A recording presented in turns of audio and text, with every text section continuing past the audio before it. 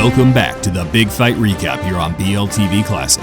If you've been following the series so far, you'll know that we've been moving through Tyson's career chronologically, from his debut fight to the journeyman on to the contenders, where today we progress to the point of no return, World Championship Boxing. I get goosebumps on the line, the WBC Heavyweight Championship of the World. At 20 years of age, Tyson was the youngest challenger for the heavyweight title in the history of the sport.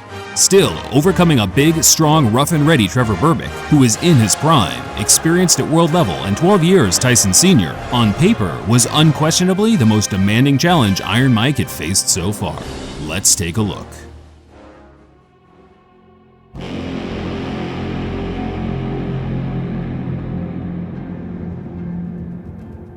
An 18-year-old Mike Tyson turned pro in March 1985. 10 months and 11 fights later, his trainer and mentor Cus D'Amato passed away. 3 months after that, the then 19-year-old Dynamo started taking on respectable gatekeepers in the heavyweight division. Trouble in both the first and 10th rounds, and now he's in trouble here. Blood coming out from the nose of Jesse Ferguson. The thing that separated Tyson's hype from the average promising prospect was how he dealt with escalated talent. Look at here, just laughing at him. As bad as I've ever seen Donnie Long look.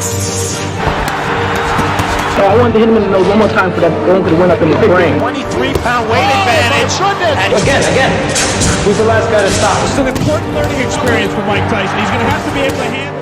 Run-of-the-mill journeymen like Mike Jamison, for example, put up a better fight than proven contenders such as Jesse Ferguson, just as Larry Sims posed a more attacking threat than the likes of Mitch Blood Green. I'll fight any man alive, and I feel I could beat anyone in the world. Every size, shape, and stature was dealt with in the same dominant fashion.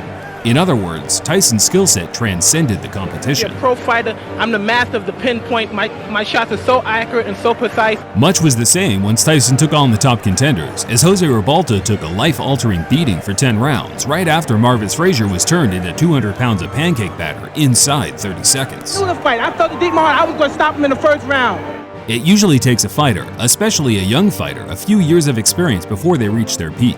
But in Mike's case, he appeared to be the finished article before he ever stepped foot in the squared circle. If I'm going to do this, as soon as I get in the ring, it's a whole different story. I'm the killer then.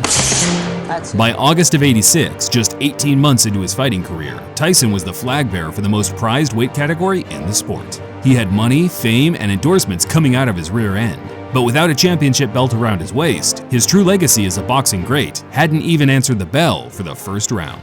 But HBO has announced just a couple of hours ago that we will air a series of heavyweight championship fights that will lead to the unification of the heavyweight championship, basically for the first time since Muhammad Ali.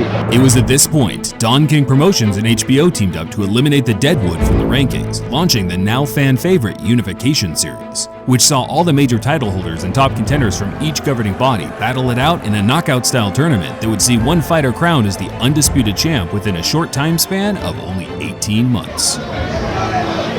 Of course he did. The Jamaican brawler Trevor Berbick kicked off the tournament in March 1986 with a well-executed win over Pinklin Thomas to win the WBC title. 3 weeks later, Larry Holmes duked it out with Michael Spinks for the second time, where once again the former light heavyweight champion was fortunate to gain the judges' favor with a split decision victory to retain his IBF title.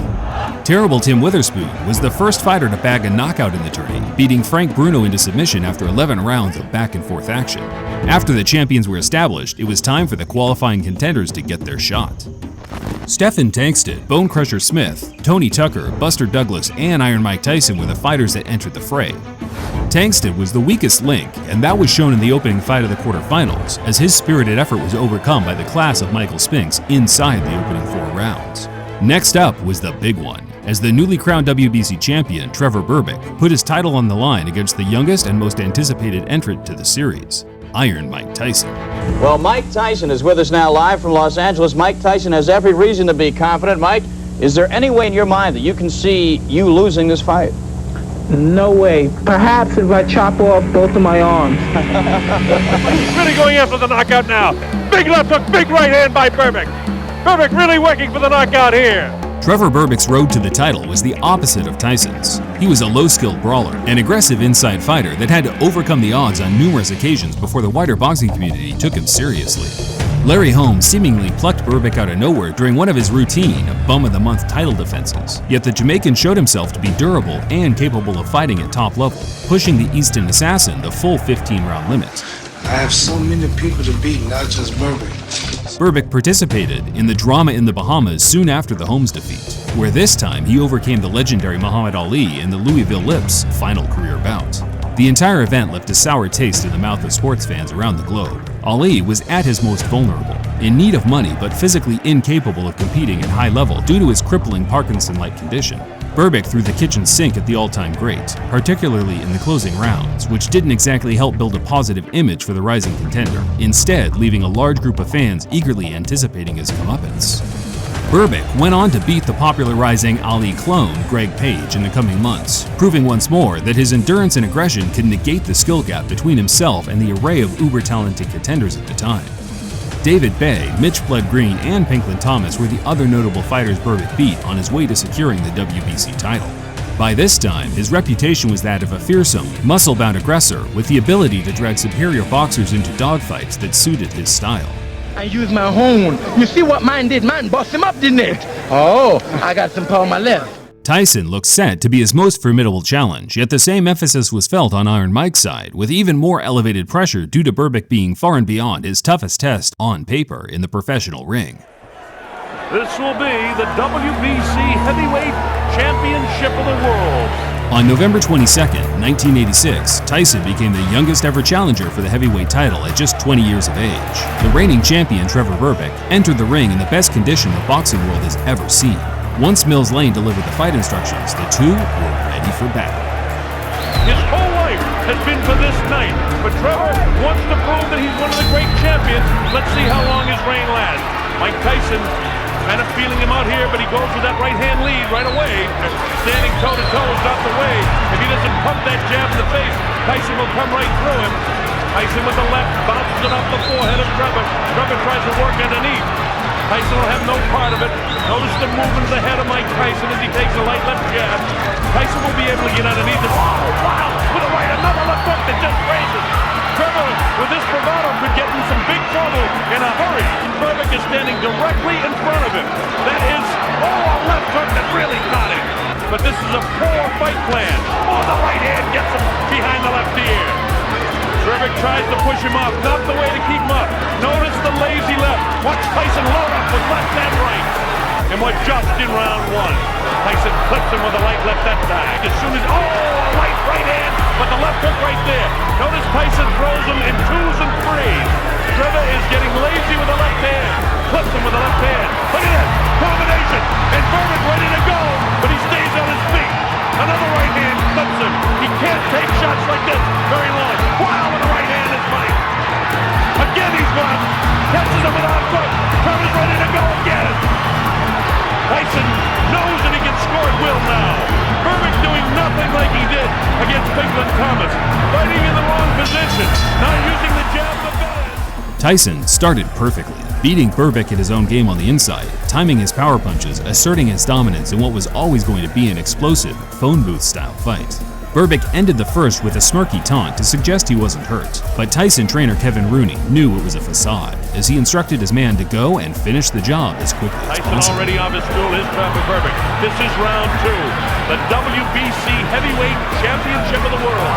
Trevor Berbick and Mike Tyson. Tyson goes to work right away, and he's got Trevor in trouble, and he's down! A beautiful overhand right set Berbick up for the first knockdown of the fight inside 10 seconds. The Jamaican made it back to his feet, but the shot to his equilibrium left him off balance and powerless to Tyson's ruthless attacks. Here comes Tyson again. He knows he can hurt him anytime. Left hook, right hand, holding off Mike with the left.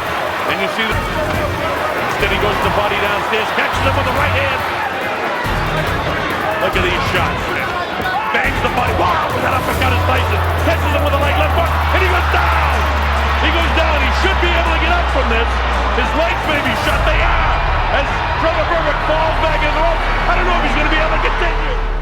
After numerous flush power punches, it was a simple grazing blow that sent Berbick down and eventually out for the count as he stumbled across the ring, trying to desperately regain his composure. Tyson had done it. He broke a 30-year-old record set by another custom auto-trained fighter in Floyd Patterson by becoming the youngest heavyweight champion in history, a record that is still set in stone to this day. Well, the moment I waited for all my life since I started the game of boxing, because my trainer, Kevin Rooney, and I want to get in here. We sacrificed so much and we put in so much, and I just knew we couldn't fail. I refused to get hurt, I refused to get knocked down, I refused to lose. There's no way in the world I was going to go out this ring walking. I had to be carried out. I had to be dead. There's no way I was going to leave this ring alive. I was coming to destroy and win the heavyweight championship of the world, which I've done. And I'd like to dedicate my fight to my great guardian, Customato, and I'm sure he's up there and he's looking and he's talking to all the great fighters and saying his boy did it. He's smiling, that's right. It was reported that Tyson was so overjoyed by his achievements that he just posed in front of a mirror with his new belt for hours after the fight. Customato predicted his man would be the youngest heavyweight champ, and there he was, moments after his supposed toughest test, without a mark on his face and a belt around his waist. He did his old master proud. Trevor Berbick is a mysterious, eccentric character. After the Tyson fight, Berbick maintained a steady career as a gatekeeper in the heavyweight division. He never worked his way back to title contention, but that was likely due to his private life taking a dark U-turn after losing his title. And I don't know what went down, but my experience with Mr. Trevor Berbick and the people, he was kind of like a bully, tough guy, so you gotta be careful. You're a fighter and you're a tough guy. The odds of you living long is just not good. During his early career, Berbick was an ordained minister of a popular church in Las Vegas, a self-proclaimed warrior of the cross. He visited prisons and schools preaching honor and discipline in the name of God. He felt his stature as a top heavyweight gave him purpose and incentive to better the lives of those around him. Yet, once his star power faded, he began racking up a long list of convictions ranging from assault with a deadly weapon to sexual misconduct with his family babysitter. God don't like ugly. And he was ugly. He beat anybody. He beat his daughter. Let me forget about that guy. Berbick was in and out of the correctional system while seeing out the remainder of his diminishing boxing career. He was eventually deported back to Jamaica in 2002, where it's unknown whether he cleaned up his act, but the fact he was beaten to death by a few family members just 4 years later suggests he was still involved in criminal activity one way or another. I heard in the story it was some kind of beef over property, I believe. Berbick passed away in 2006 after succumbing to a vicious assault committed by his nephew Harold, who was armed with a crowbar and fatally attacked his uncle in what has been reported as a dispute over land. His nephew was convicted a year later and sentenced to life without parole in Portland Prison, Jamaica. Berbick had committed a lot of wrongs in the world, but you'd have to imagine the consequences of boxing had taken their toll on his ability to function in everyday life.